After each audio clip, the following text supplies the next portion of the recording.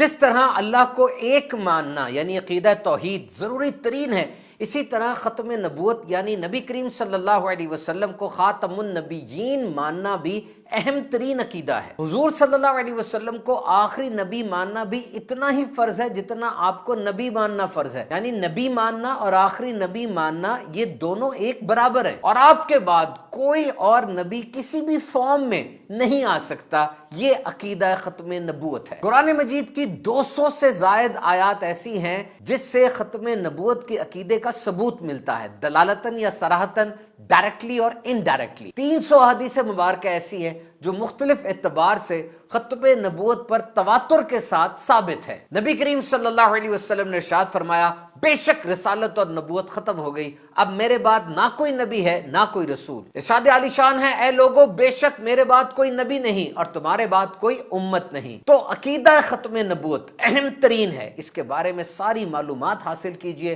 اور لازمی اپنی آنے والی نسل کو، اپنے بچوں کو اس حوالے سے ضرور تربیت دیجئے۔